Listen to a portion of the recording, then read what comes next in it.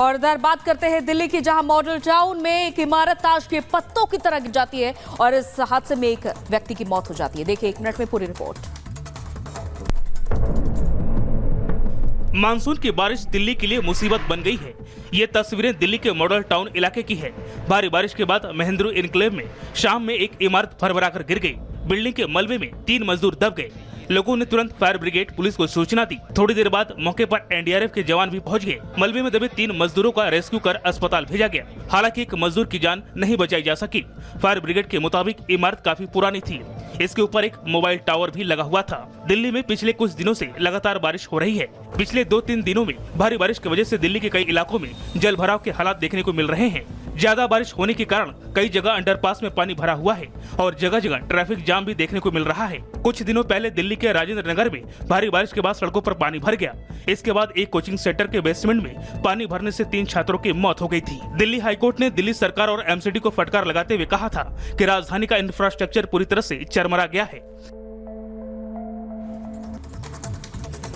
और इधर महाराष्ट्र में उद्धव ठाकरे और राज ठाकरे के जो बीच विवाद चल रहा है वो अब खुलकर सामने आ रहा है। पहले राज ठाकरे की गाड़ी पर उद्धव गुट के लोगों ने सुपारी फेंकी, तो वहीं उद्धव ठाकरे की सभा में मनसे के कार्यकर्ताओं ने हंगामा कर दिया। देखिए इसी से जुड़ी 1 मिनट में पूरी खबर।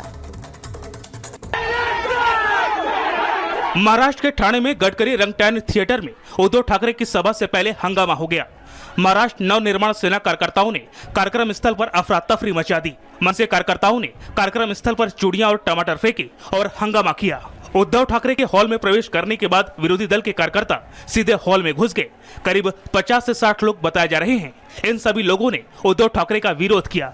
दरअसल राज ठाकरे ने मराठवाड़ा दौरा खत्म होते वक्त शरद पवार और उद्धव ठाकरे को सीधे तौर पर चेतावनी दी थी। राज ठाकरे ने कहा था कि मेरी गाड़ी पर सुपारी नहीं फेंकनी चाहिए थी, नहीं तो मुझे नहीं पता कि मेरे बच्चे क्या करेंगे। दरअसल जब एमएनएस प्रमुख राज ठाकरे महाराष्ट्र दौरे पर थे तो शिवसेना यूबीटी के कार्यकर्ताओं ने राज ठाकरे के काफिले पर सुपारी फेंकी थी। ऐसा माना जा रहा है कि इसी का बदला लेने के लिए एमएनएस कार्यकर्ताओं ने ऐसा किया है। मौके पर पहुंची पुलिस को स्थिति पर काबू पाने के लिए कड़ी मशक्कत करनी पड़ी। पुलिस ने महाराष्ट्र नवनिर्माण सेना के 50 कार्यकर्ताओं को गिरफ्तार कर लिया।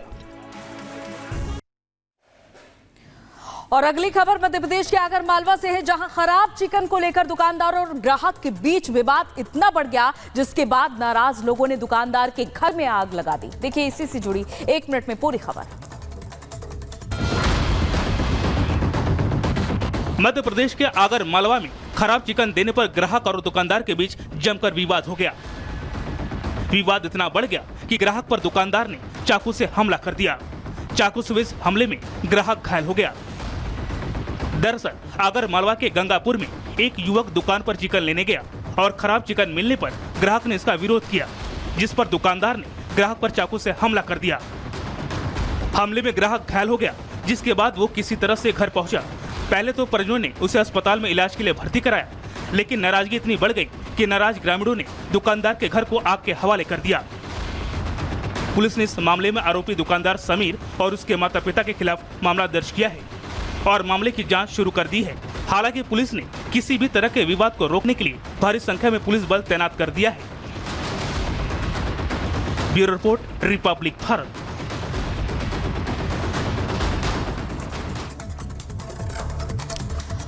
और 30 जुलाई के बाद से जहां केरल के वायनाड में स्थिति बनी हुई है और उसके बाद प्रधानमंत्री नरेंद्र मोदी ने केरल के वायनाड का दौरा किया। यहां भूस्खलन प्रभावित इलाकों का हवाई सर्वेक्षण भी किया, साथ ही साथ अस्पताल जाकर घायलों से, पीड़ितों से मुलाकात भी की, उनका हाल चाल भी जाना। देखिए इसी से जुड़ी हमारी खास रिपोर्ट।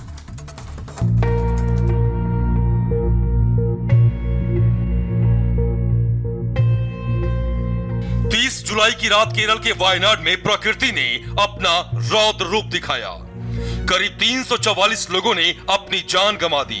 सैकड़ों लोग अभी भी लापता हैं। जो बचे हैं वो अपनों की तलाश में भटक रहे हैं। जिन्होंने अपनों को खो दिया वो जीने की नई उम्मीद तलाश रहे हैं। राज्य सरकार के साथ साथ केंद्र सरकार वायनाड के लोगों को राहत पहुंचाने की हर संभव कोशिश कर रही है। एनडीआरएफ और एसडीआरएफ के रेस्क्यू ऑपरेशन के बीच पीएम मोदी खुद वायनाड पहुंचे। जिस वायनाड में हंसती खेलती जिंदगियां सांस लेती थीं, वहां का मंजर देखकर पीएम मोदी भी भावुक हो गए। पीएम मोदी ने भारतीय वायुसेना के हेलीकॉप्टर से लैंडस्लाइड प्रभावित इलाके चुरल माला, मुंडकई और पुंचरीमट्टम का हवाई सर्वेक्षण किया। हवाई सर्वेक्षण के बाद पीएम मोदी का हेलीकॉप्टर जब जमीन पर आया तो पीएम मोदी खुद को रोक न सके। जिस समय सीएम, राज्यपाल और सुरक्षा में लगे जवान सेफ्टी बूट्स पहने नजर आए, उस समय पीएम मोदी बिना सेफ्टी बूट्स के ही आगे बढ़ गए। तबाही को सामने देखकर पीएम मोदी की आंखों में खुद से ज्यादा वायनाड के लोगों की फिक्र नजर आई। यही वजह है कि पीएम मोदी रेस्क्यू ऑपरेशन की पूरी बारीकी को मैप के जरिए समझा। पीएम मोदी राहत शिविर भी पहुंचे। जिन लोगों ने अपनों को खो दिया, पीएम मोदी ने उन्हें ढांढस बंधाया।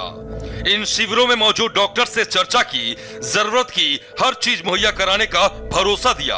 पीएम मोदी ने अस्पताल का भी दौरा किया, जहां उन्होंने घायलों का हाल जाना।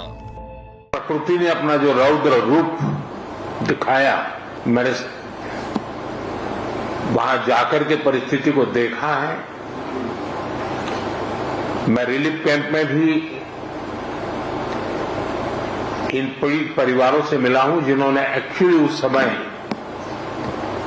जो देखा और जो झेला, उसका विस्तार से पूरा विवरण मैंने उनसे सुना है। मैं अस्पताल में भी उन सभी मरीज से मिला हूं जो इस आपदा के कारण अनेक प्रकार की चोट के कारण बहुत ही मुसीबत का समय बिता रहे हैं। पीएम मोदी पूरे देश को ही अपना परिवार मानते हैं।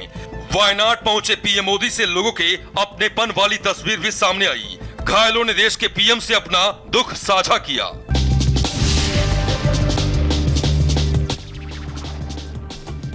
बांग्लादेश में हिंसा का शिकार बने हिंदू अब सड़कों पर उतरने लगे हैं। बांग्लादेश के चिट्टागोंग में करीब 7 लाख हिंदुओं ने प्रदर्शन किया, हत्या के खिलाफ आवाज उठाई। बांग्लादेश में हिंदुओं पर हो रहे अत्याचार के खिलाफ जम्मू में विरोध प्रदर्शन। जम्मू में लोग बांग्लादेश में हिंदुओं को बचाओ लिखे हुए पोस्टर सड़कों पर लेकर नजर आए। जम्मू में हिंदुओं पर हमले के खिलाफ विरोध में रैली निकाली गई। अखिल भारतीय पूर्व सैनिक सेवा परिषद ने निकाली रैली। यूपी के संभल में हिंदू संगठनों ने निकाला आक्रोश मार्च। पीएम के नाम एसडीएम को ज्ञापन सौंपा। प्रधानमंत्री मोदी से हस्तक्षेप कर हिंसा झेल रहे हिंदुओं को भारत में लाने की मांग उठाई। प्रदर्शनकारियों ने बांग्लादेश सुप्रीम कोर्ट पर घेराव किया, जहां प्रदर्शनकारियों के दबाव में बांग्लादेश के चीफ जस्टिस समेत 6 जजों ने इस्तीफा दे दिया। रांची पहुंचे असम के सीएम हिमंता बिस्वा शर्मा ने झारखंड सरकार की गिनाई कमियां। कहा कि झारखंड में आदिवासियों की नहीं घुसपैठियों की सरकार चल रही है। कि घुसपैठी आए हैं। मैंने झारखंड का इलेक्टोरल लिस्ट का एक एनालिसिस किया था। हर कॉन्स्टिट्यूएंसी में 20% से ज्यादा एक विशेष समुदाय का लोग बना है वोटर। बीजेपी नेता आरपी सिंह ने राहुल गांधी पर साधा निशाना। कहा कि राहुल गांधी बांग्लादेश में हिंदुओं के ऊपर हो रहे अत्याचार पर चुप्पी साधे हैं।